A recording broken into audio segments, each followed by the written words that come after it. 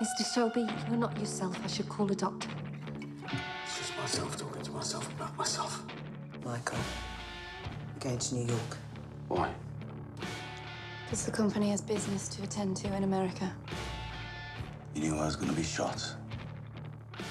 And you chose not to tell me. I chose my mom. Thomas Shelby, Labour Party, 48,564.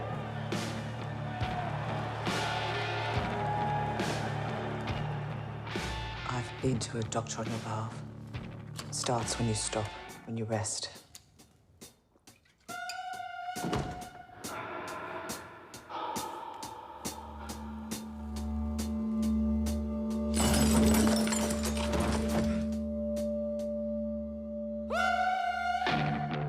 Mr. Shelby, you're meant to be resting.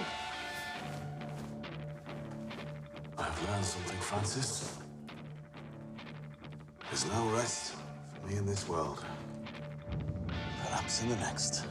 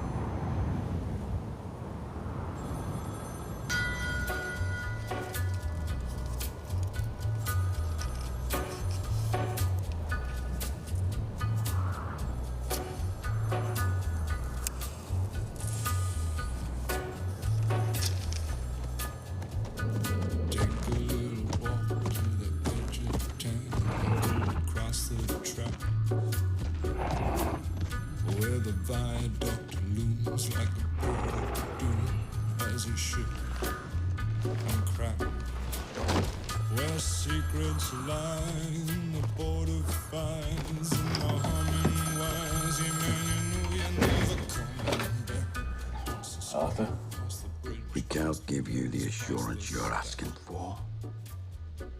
We expect payment in full. Where's my favourite part? We have never even heard of your people, so we are not afraid of your threats. And they've signed it, the Angels of Retribution. He'll rekindle all the dreams that took you a lifetime to destroy. He'll reach deep into the hole, heal your shrinking soul, but there won't be a single thing that you can do. He's a god, he's a man, he's a ghost, he's a guru. They're whispering his name through this disappearing. They say they haven't even heard of us. So tell Abraham and Isaiah to introduce themselves. And Finn, you stay out of it.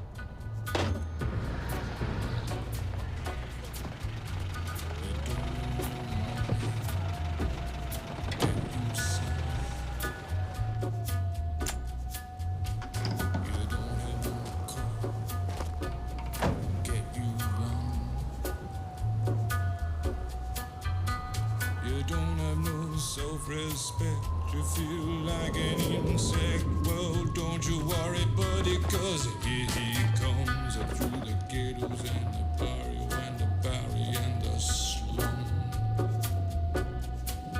His shadow is cast wherever he stands. Stacks of green paper in his red right hand.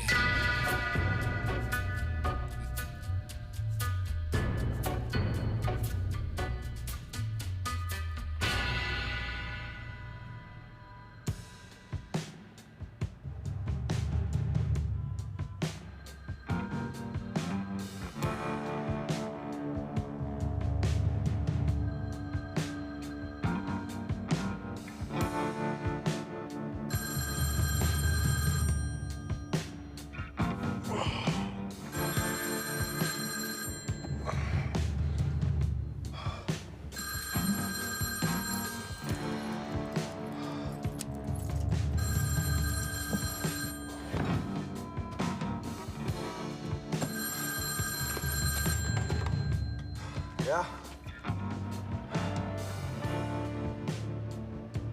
Wait. Wait. Say that again. No. No, that cannot be possible.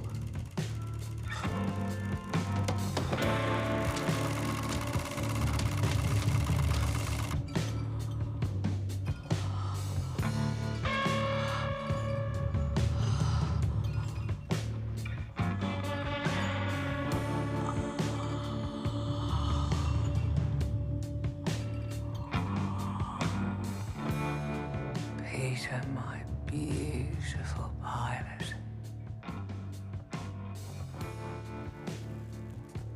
Now will you please fly me and my winnings back to England?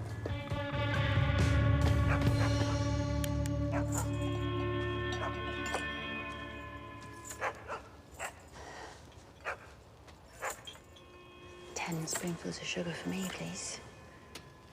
Where's that for one? Look, Ruby. Daddy's back from his call. Everything's going to be all right now.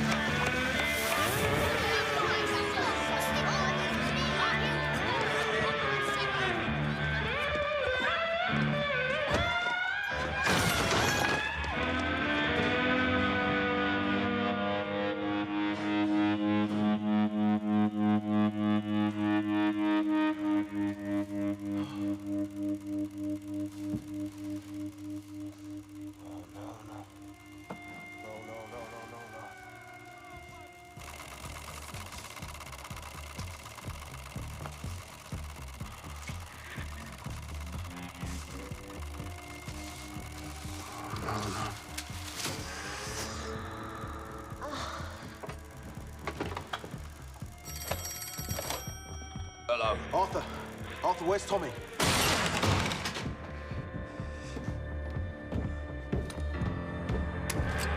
Just get to him and tell him that we've lost a lot. Stay here, you stay put. You'll leave from Tommy. Arthur, what are you talking about? How is that possible? It's possible because this morning, in New York City at 6 a.m., the Wall Street Stock Exchange crashed like a steam train. We were most definitely on board.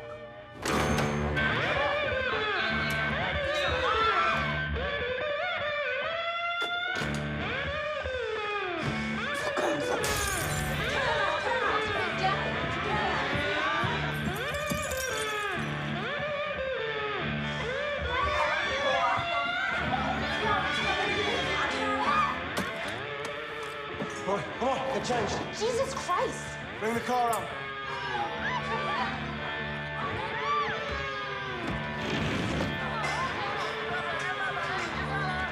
Gotta get out of here. Hurry up, come on! I'm going! Change of plan. We're not going to London anymore. We're going straight to Birmingham. There are other passengers. Not anymore.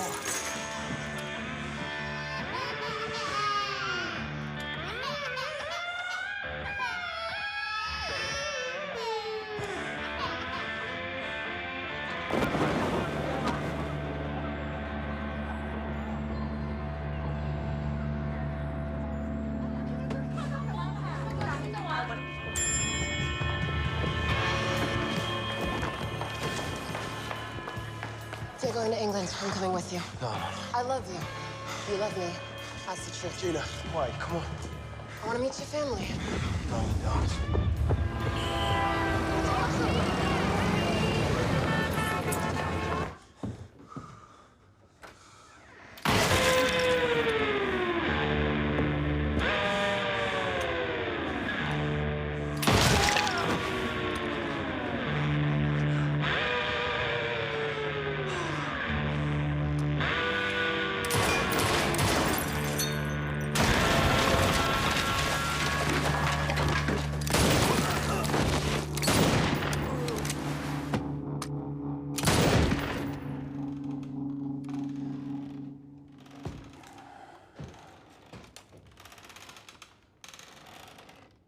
know you've heard of us.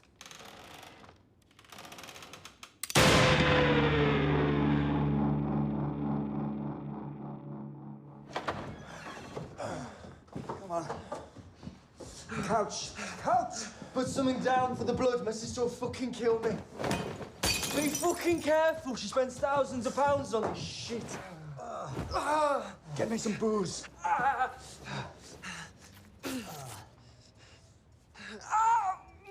Just fucking get the thing out of me and sew me up. Just do it. Peaky boy, give me your blade.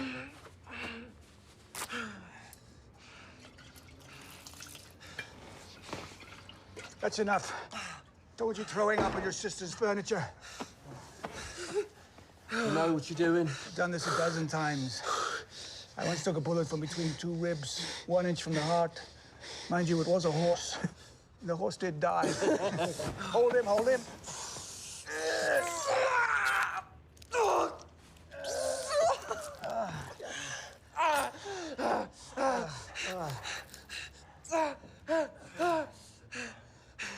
There you go. Just a little one. What the fuck is going on? Hello, Ada. Get out, both of you.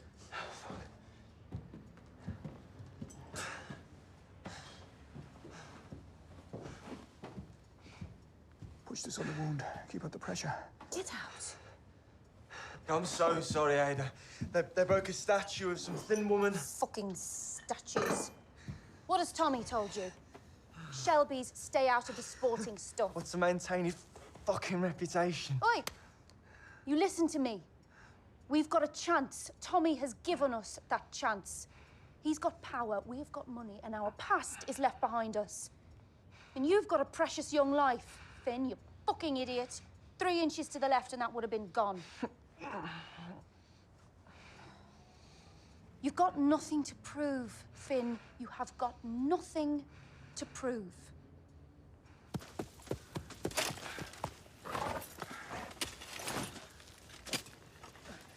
Daddy! Daddy! Come here, you. Come here, come here, come here, come here, come here. Ooh. Now, what have you been up to, eh? Get it done, Johnny. All right, you heard the man. Let's go.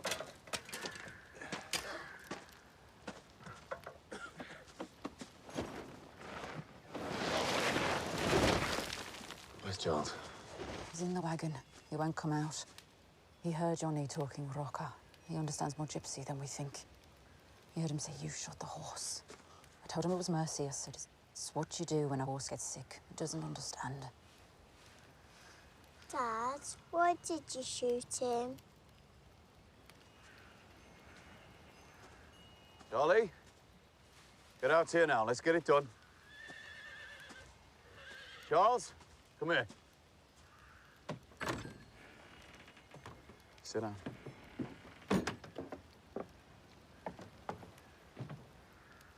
Now, listen to me. Your horse was sick. He was in pain. The vet couldn't do anything. Even Curly couldn't do anything. I put him to sleep. It's what you do. No! It's what you do! Shoot horses, shoot people. Everybody says.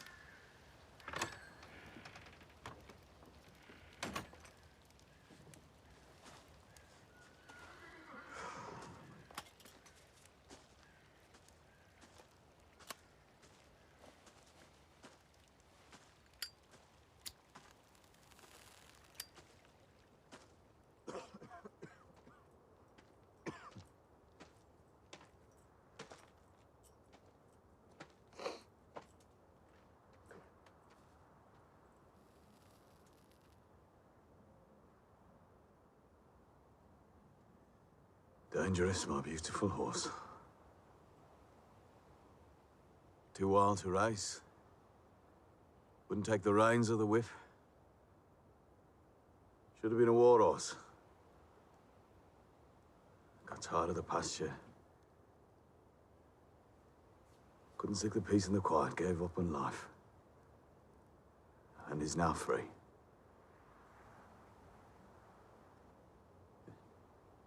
In the blink.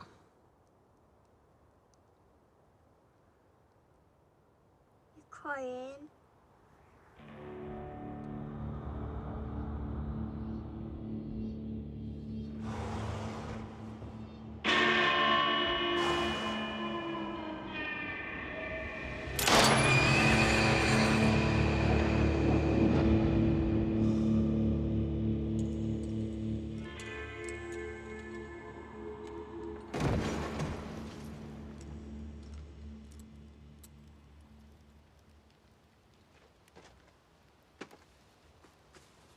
Tom, I'm sorry.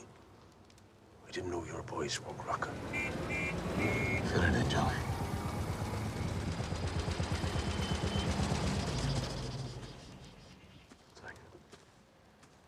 Called the house, the office, and if I tell you, you won't believe it. So I'll show you, huh?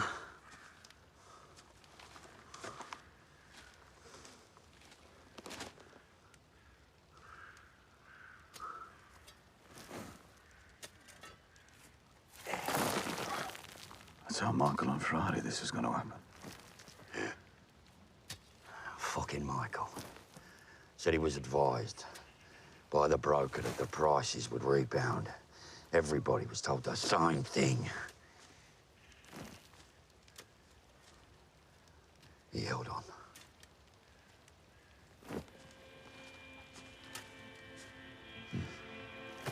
Michael held on. Yeah.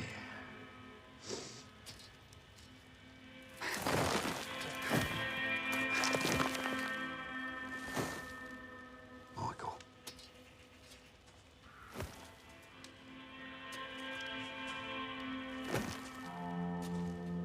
Michael held on.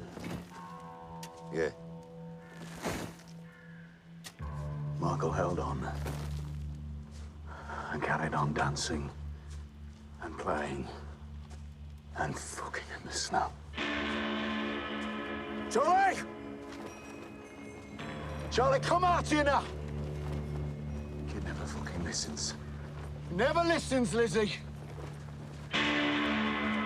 What do I have to do to make people fucking listen to me? Fuck. What do we do now, Tommy, eh? What do we do?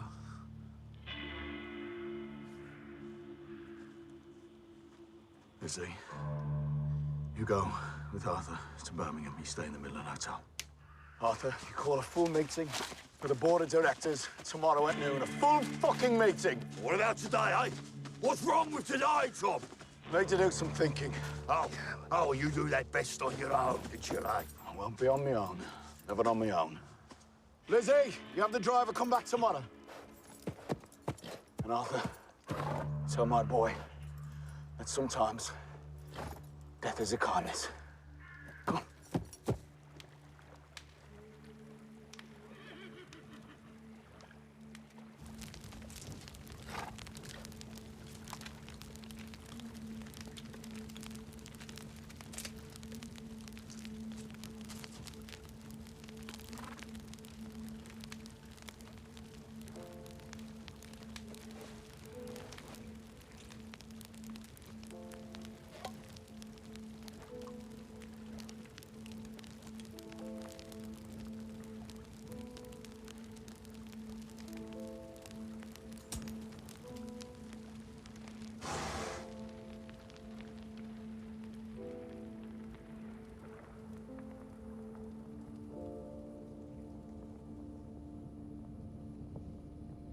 What now?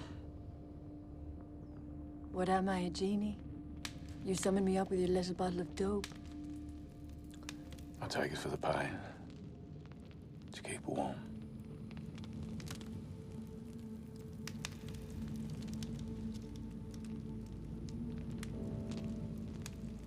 Is that what it's for? The warmth? The warmth. All this time. I know. Our love still remains. But you have to listen to the voices that you hear. Do what they tell you to do. Too much to do, Grace. The kids.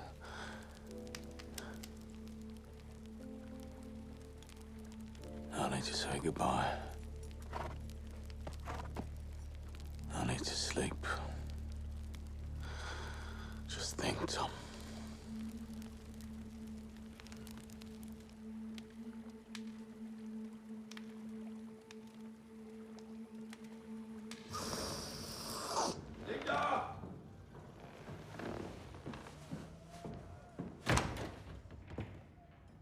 Oh.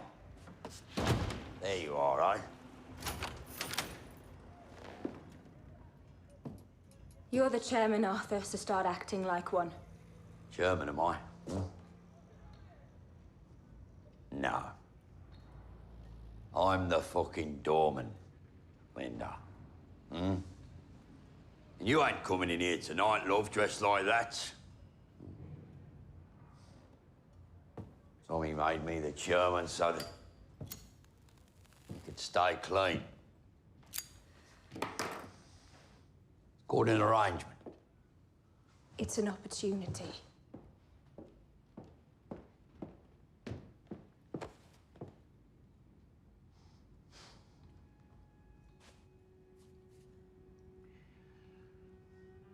I know who I am, Linda. I know who I am, and I'm all right with it. Finally. I can live with it.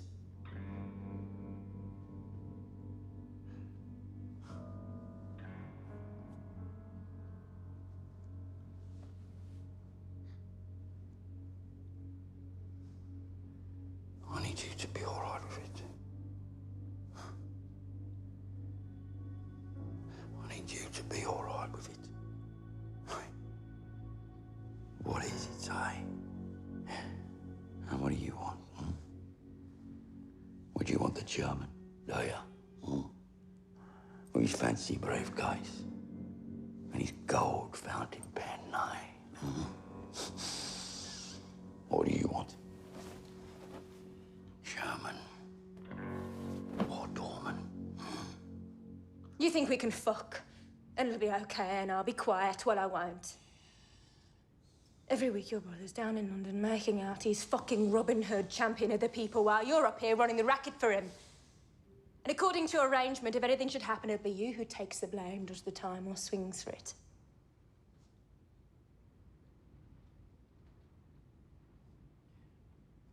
And what do you want? I want you to take the opportunity that God and the New York Stock Exchange has presented to you. Mr. Shelby, the meeting will be starting soon. Yeah, all right. Be right there.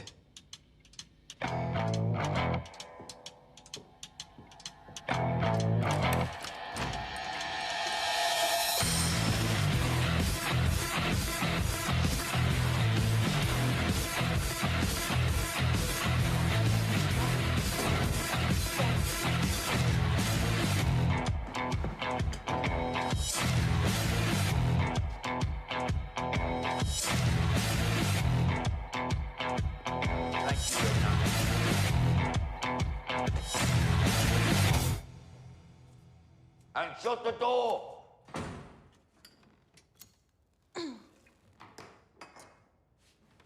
Okay. Now. Very nice.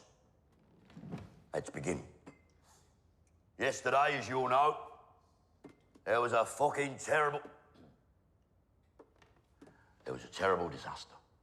It wasn't just for us. It was for the whole world. It happened in New York. It's where it happened. And it slowly spread to London. And then to, fucking Hong Kong. Whole thing went up. Well, actually, the whole thing went fucking down, but... We wasn't the only ones hurt by this. Whole world is hurt.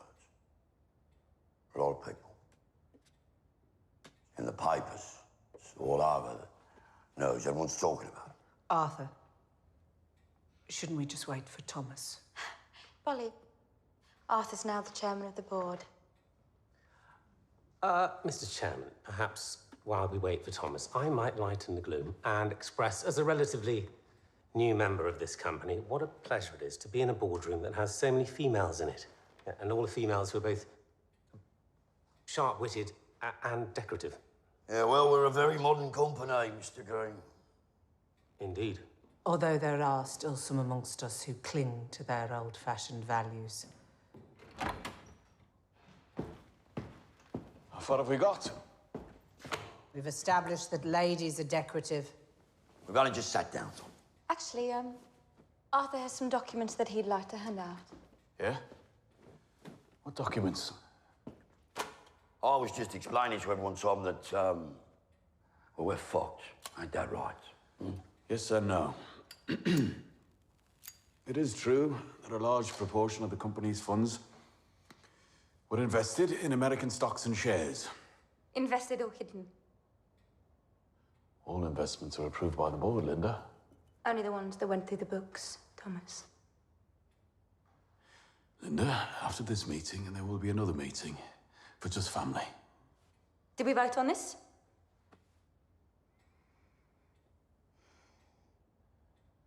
Arthur. Arthur, can't you control your wine? We are a very modern company, Mr. Green. To be precise, everything we channeled through the New York Stock Exchange is now offering a return of 10 cents to the dollar. And the Nolan Bank of America, where we invested our fluidity, is offering 5 cents to the dollar on all deposits. Yeah. But there is hope. Why? What have you got in there? A magic wand? As non-executive director of the company, I need permission from the chairman to present my strategy to the board. Permission granted, Tom.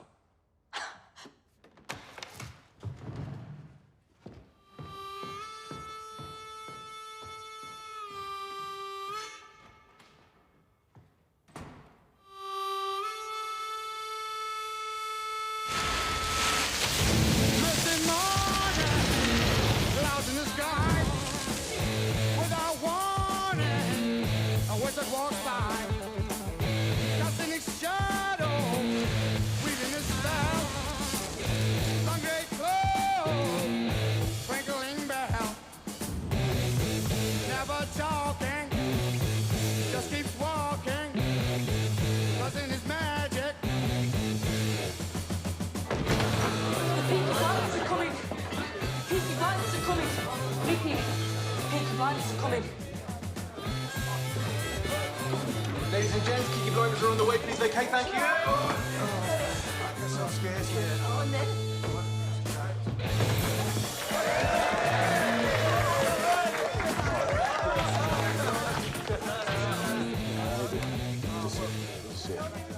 All right, Shelby. Mr. Shelby, thank you for what you did. What did I do? He was going to evict us, that bastard Fellows. Now, he's cut our rent in half. Good. Glad to hear this. Glad to hear this. All right. How far can we go, Mr. Shelby, with this beautiful dream? All the way, brother. All the way. Revolution, man! It's clash, Mr. Shelby.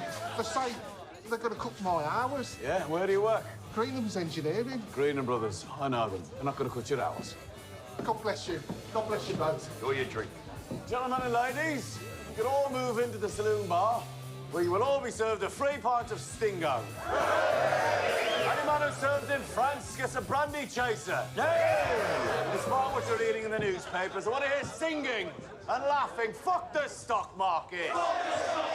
They backed the wrong horses, so fucking what, eh? Thank you, Mr. Shelby. You're welcome, brother. You're welcome.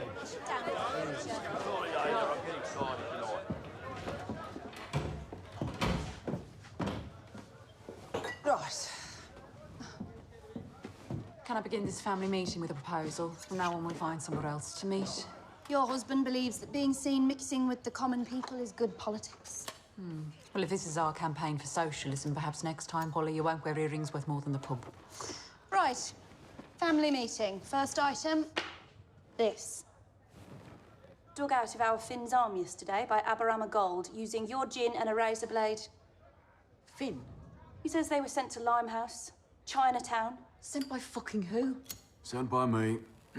I told Finn to stay out of it. He obviously didn't listen. Tommy, sweetheart, I listen to you. I listen to you when you tell me no more sport for anyone named Shelby. I listen to you when you make me promises. What's in Chinatown, Tommy? What the fuck is going on? £50,000 in cash. He said they were sent to Chinatown to kill somebody. That kid needs educating, Tommy, he really does. Jesus Christ, Tommy. It was a particular opportunity. A particular opportunity presented to me in confidence. I dealt with it in confidence. But you told Polly. Tommy told me that there was a pimp in East London who sold kids. Fucking kids. Lizzie, eh? This pimp was blackmailing a senior member of the House of Lords, a very wealthy man. Now this pimp is lying in a ditch, covered in flies. World's a better place. Holy fuck. So now your business is improving the world? Sometimes, Ada, killing is a kindness. The man we did the job for is a High Court judge. We received intelligence from a senior police officer at Scotland Yard. I've made lots of new friends in London, men with influence. The police felt the same way about this pimp as we did. He wasn't worth the trial. The coppers cleared the streets for us. This work was commissioned by a High Court judge, by Scotland Yard, and by the House of Lords. It's a particular opportunity. It's not to be repeated. And it was the right thing to do. Fucking right. Lizzie, you need to understand. That you tell Polly, not me. You need to understand that the corridors of Westminster are very dimly lit. And for those who make the rules, there are no rules. We own the ropes. Who's going to hang us now, eh? We own the ropes, do we? Lizzie, if Finn had listened to me, you wouldn't have known. When we go home, I'll explain. Can't bother with this shit.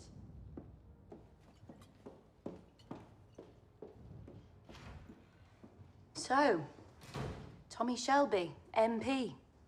Business as usual. The strategy I outlined earlier to rebuild the conventional parts of this business will take time. In the meantime... Just business as fucking usual. In the meantime, it is fortunate that we've maintained other sources of cash income. Because until the stock market recovers, cash is king. And cash we have. No one is going to hang you, Tommy. You're going to hang yourself. Someone has to pay for them paintings on your wall, Ada. Yeah, bye-bye, Ada. You need to go easy on Ada. Polly, when am I ever not easy on Ada, eh?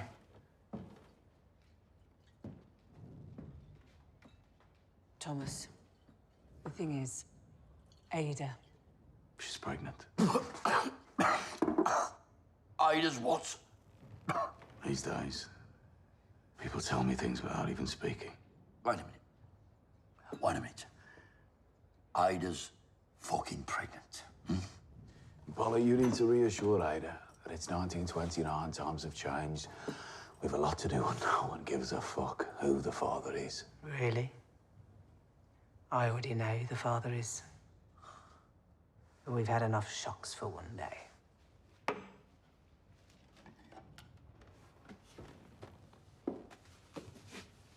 Okay.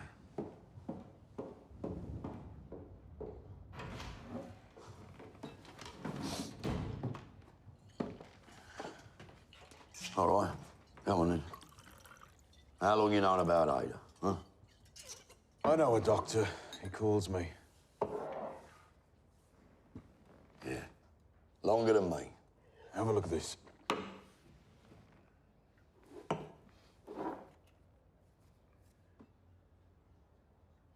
What's that funny writing on there? Chinese. Ah, right. What is it? Bad news?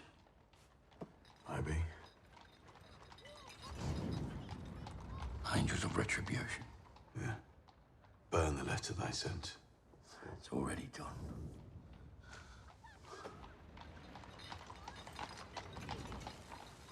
Look at that, Tom. Hold from our brother, eh? Barney took a first bullet. No one fucking listens to me.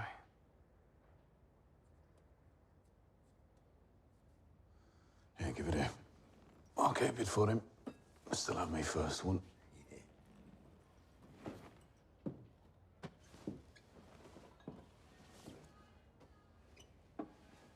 Arthur, you can tell our comrades they can come back in. Where are you going, brother?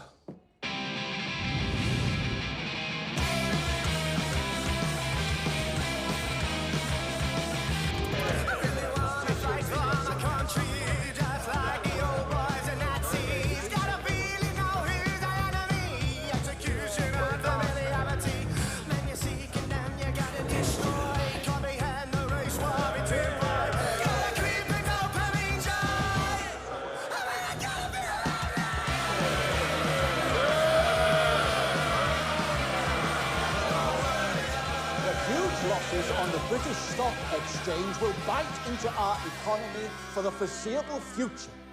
I therefore must ask the trade unions to possess understanding. The need for their flexibility and cooperation is paramount in the coming months as we attempt to rebuild this great nation. Mr. Thomas Shelby. Thank you, Mr. Speaker. My right honourable friend, the member for Epping, asks that following the crash, trade union members be more flexible when carrying out their duties. What he's really asking is that the working man carry the can. The Grand Casino in Monte Carlo is a small and timid affair when compared to the wild games of chance being played in London and New York by gamblers in silk gloves and beaver hats, and when they lose their bets, turn around and ask the shoe shine to pay for it. Well, on behalf of the shoe shines and the can carriers of South Birmingham and all across Great Britain, I would suggest that those who so recklessly lost their fortunes on the capitalist lottery learn to shine their own shoes, carry their own can, and pay their own bills.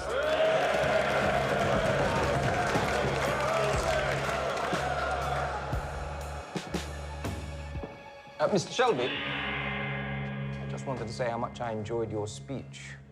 You speak very eloquently. Thank you. My name's Mosley, by the way, Oswald Mosley.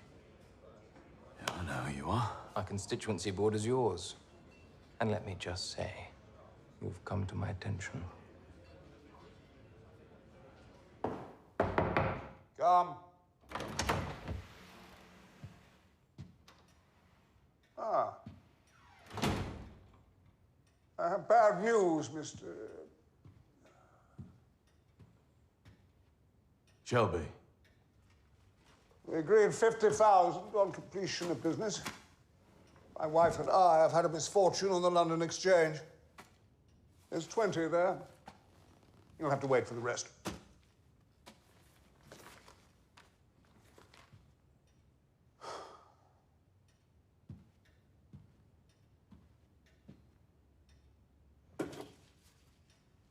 Cavalry, eh? Huh. Yeah. Spent a long time waiting for the cavalry, mate. One time, me and my comrades waited 3 days. The cavalry finally came, an officer on the back of a fine white horse. Joked that he'd been delayed, playing a game of whist. So, I took out my Webley revolver and I shot him in the head, stole his horse, reported him for cowardice. All for a game of chance. After my people completed their task in Chinatown, they collected all the photographs, letters and checks that were causing you concern. I now have them in a safe place. On Monday, you will give me the full £50,000 in cash. Or I will steal your white horse from under you. How the fuck did a man like you get into a position of trust in a place of power and privilege? Man like me.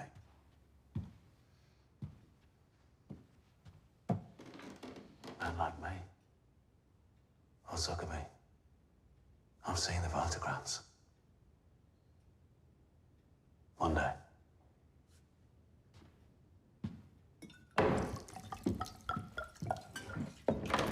Shelby! Sorry I'm late, Ada. We've been having briefings from the Home Office. Police are concerned about the effect of the crash in industrial areas. Ah. Everything all right? Yeah, fine. We lost money in New York, so I've been up late. Your brother been busy? He's had 2 meetings with Mr. Sharpurji Sakratlava, former communist MP of Battersea. He's been approached by an anarchist group in Warsaw. He's setting up a meeting. And there's talk of a mass walkout of bus drivers, Nottingham and Derby, organised by 2 communist conveners not formally known to Special Branch. He's also had a telephone conversation with Jesse Eden, who is organising a committee to resist wage cuts across the city. But he'll report more when he sees her. It's all in there, though. Names and everything. I heard he had the Labour benches roaring approval in the House today. Huh. If only he meant it, he'd be dangerous. Didn't know you drank stout, Ada. Thought it was gin. Times are hard.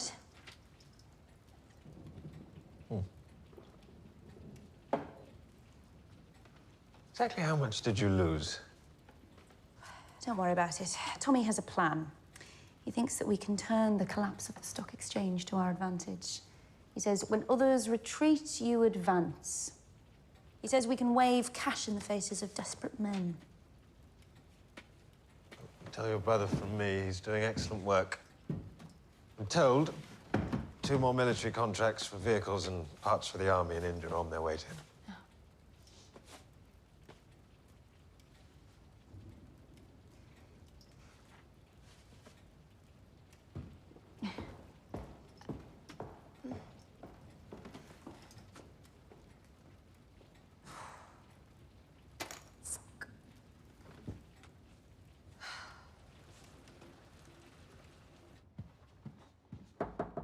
Come.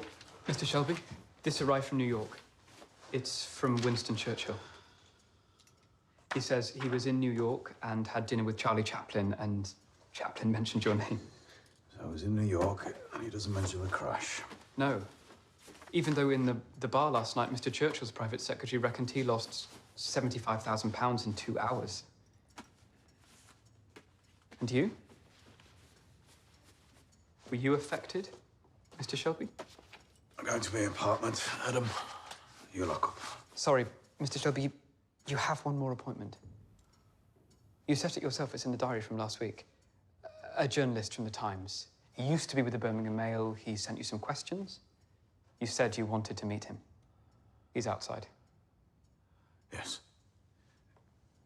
Send him in. Mr. Shelby, Mr. Levitt from the London Times. Have a seat. Adam, you go home. I'll lock up.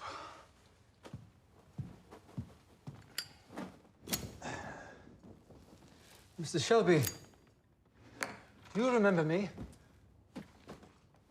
No. Once in Small Heath, you were burning photographs of the King. London Times, you've done well.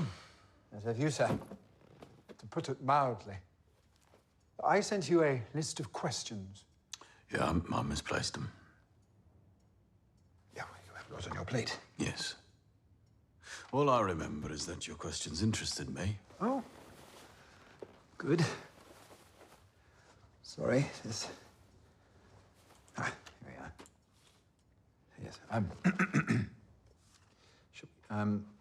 so, Mr. Shelby, traditionally in this country, print journalists take no interest in the private lives of politicians. Private lives? But in these modern times, especially in America, journalists are beginning to, well, that is to say, yes, readers are beginning to say, want to know more about the men who represent them. Of course, in these modern times. Whereas before, it would have been seen as ungentlemanly to ask a public figure questions about personal matters or business affairs. Oh, well, no need to worry. I'm no gentleman.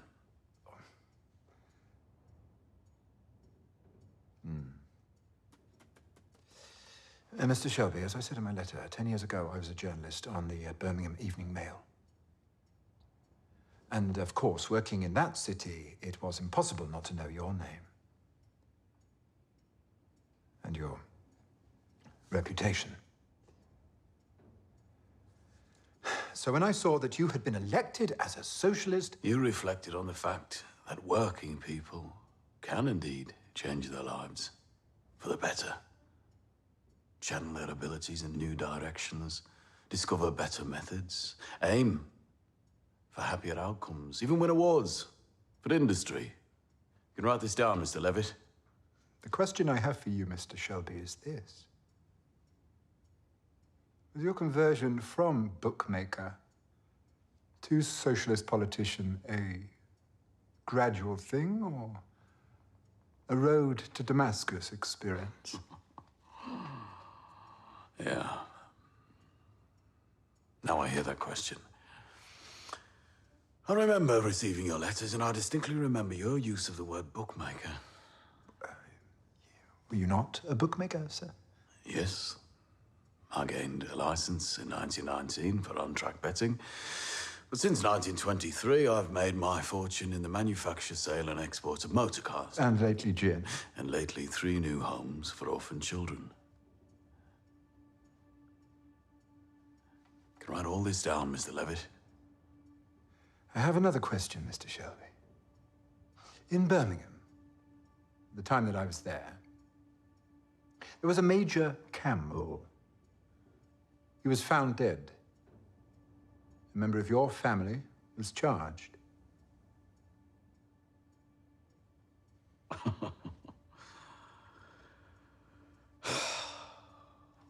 Right, you answer me this. Answer me this. What is your Tory newspaper more afraid of? Is it evolution or revolution?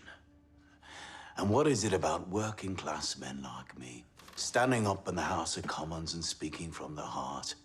What is it that so troubles you that you would try to undermine me? I am talking about specific events, Which I don't recall. With which I was never personally linked. And after which all convictions were quashed.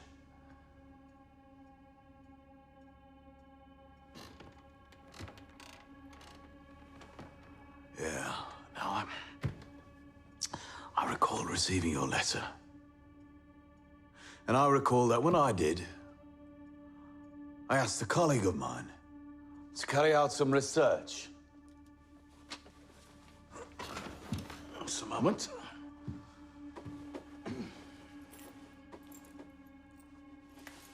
Here we are.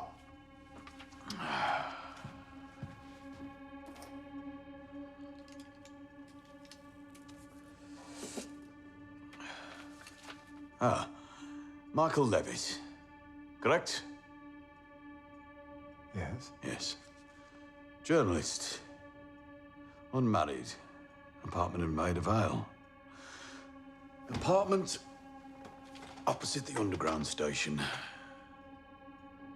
Unmarried is underlined. Mr. Levitt enjoys walks in the park, sometimes alone, sometimes not alone.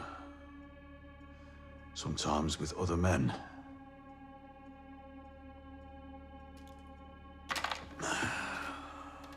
Sometimes with other men.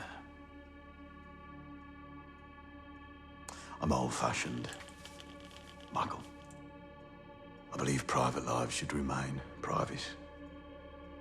Not everything modern is good now, is it?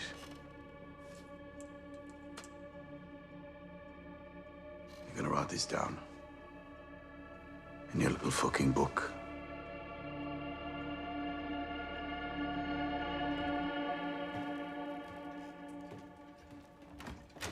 Well? Not yet. I didn't tell him. Him knowing or not knowing, there's no relevance to what we're drinking. It's vintage. Fuck it. This is for us. Let's drink to the baby. Polly, do you remember when I was last pregnant? You were going to take me to Cardiff. I was going to get rid of it. What about this time?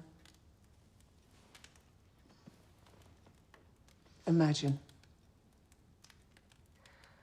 The father's scared. He runs away. You're left. Oh, sweetheart. The baby's black. He's a bastard. And it's Birmingham. But you don't care. Because the world has changed.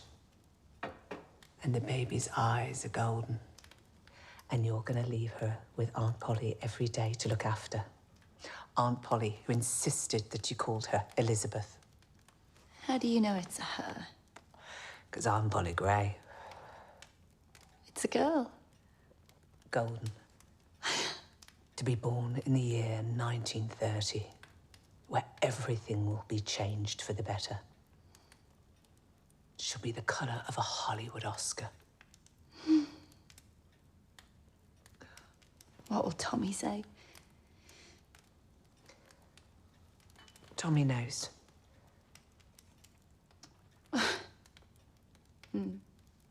He's also seen that the world's big and round, and he says, so what?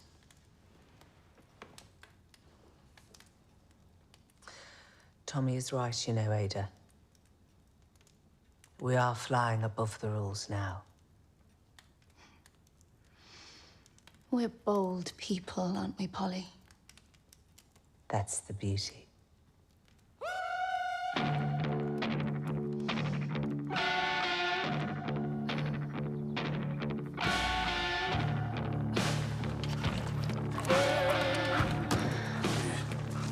Hello, Cyril. You're still talking to me?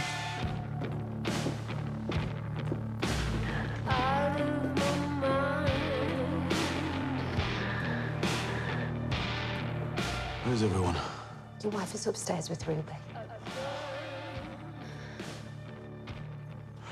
You know, Francis, if there were to be a snap election in this house today, I wouldn't win it. Even if I were running against the devil himself. I gathered. Where's Charles? Charles is in the stable. Thank you.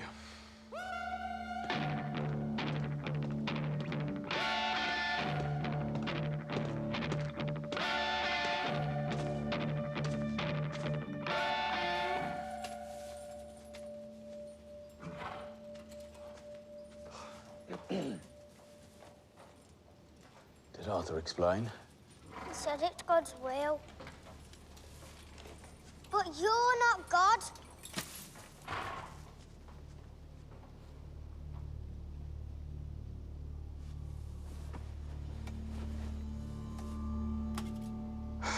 No, I'm not God.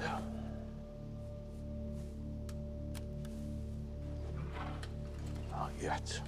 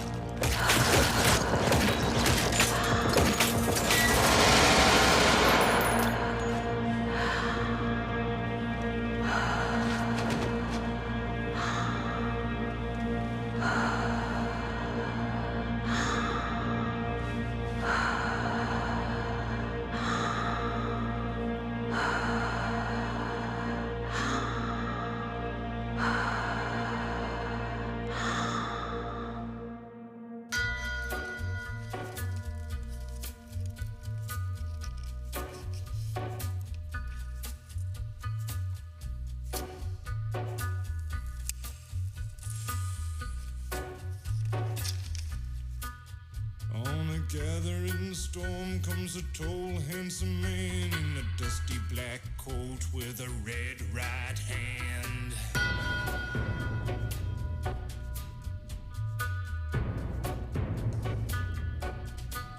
His shadow is cast wherever he stands. Stacks of green paper in his red right